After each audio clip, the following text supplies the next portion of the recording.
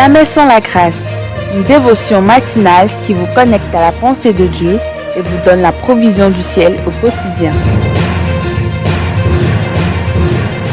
Bonjour chers amis, chers internautes, chers téléspectateurs, nouvelle journée, nouvelle provision, bienvenue dans cette troisième dévotion de cette semaine d'où Jésus. Nous ne pouvons en aucun cas rentrer dans la journée sans te témoigner notre reconnaissance, pas juste d'une manière traditionnelle, mais parce que nos cœurs sont convaincus que nous ne pouvons rien sans toi et tu fais tout pour notre édification. Alors, nous te donnons encore toute la gloire. Bénis ta parole, bénis nos internautes, au nom puissant de Jésus-Christ. Amen. Jean chapitre 5, les versets 8 et 9. Là, il est écrit, « Lève-toi, lui dit Jésus, prends ton lit et marche. » Aussitôt, cet homme fut guéri, il prit son lit et marcha. Alléluia. C'est magnifique de voir l'obéissance lorsqu'elle est spontanée. Elle ferme la porte aux doutes et aux questions, n'est-ce pas?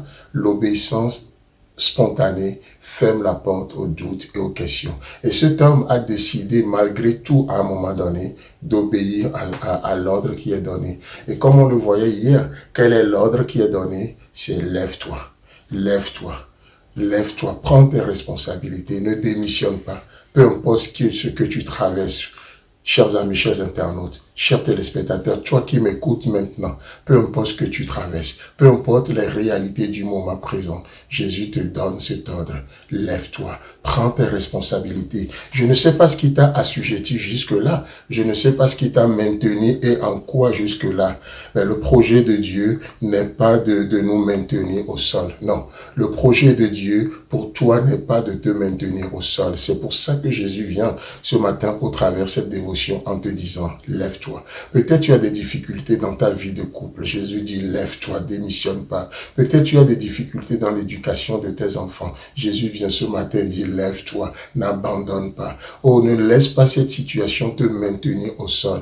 Vous savez, la Bible nous dit que de la poussière, Jésus-Christ relève le pot du fumier, il prend l'indigent. Donc, s'il est venu dans notre poussière, s'il vient dans nos fumiers, le but, le plan n'est pas de demeurer dans cet état avec nous. Mais la suite du verset nous dit, c'est pour nous élever avec lui et nous faire asseoir avec les grands.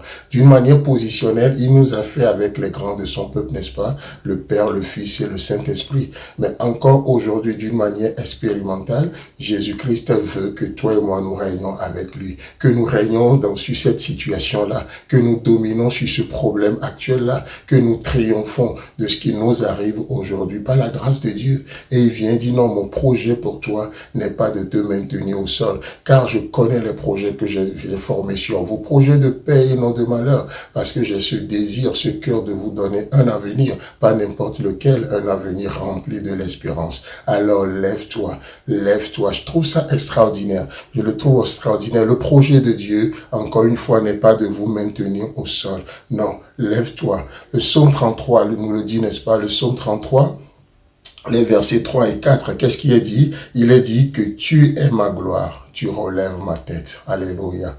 Il est ma gloire. Je ne sais pas, qu'est-ce qui fait toi ta gloire ce matin? Parfois, nous pensons que ce que nous faisons peut faire notre gloire. Parfois, nous tirons notre gloire dans tout ce que dans nos réalisations, dans nos accomplissements. Parfois, nous tirons notre gloire dans le titre, dans les différents titres que nous portons. Mais vous savez quoi? Dieu nous exhorte ce matin. La seule personne, le seul endroit où nous trouvons notre véritable gloire, c'est en Jésus-Christ. Et c'est ce que le psalmiste nous dit ici.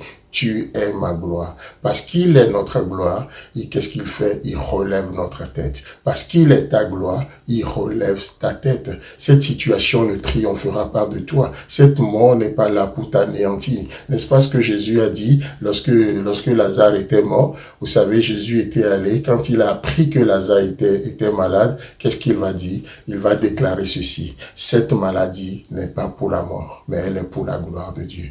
Vous savez, lorsque Christ est notre gloire. Lorsque Christ est ta gloire, il ne permettra pas que cette maladie soit pour la mort. Au contraire, il est ta gloire et il va faire éclater sa gloire dans cette situation, comme il a fait pour Lazare. Vous savez pourquoi? Pourquoi il n'a pas guéri? Parce que la gloire de la résurrection est plus éclatante que la gloire de la guérison. Écoute-moi ce matin, la gloire de la résurrection est plus glorieuse que la gloire de la guérison. D'ailleurs, c'est pour ça que parfois, Jésus laisse certaines choses aller jusqu'au bout. Il laisse certaines choses mourir en guillemets dans nos vies. Pourquoi?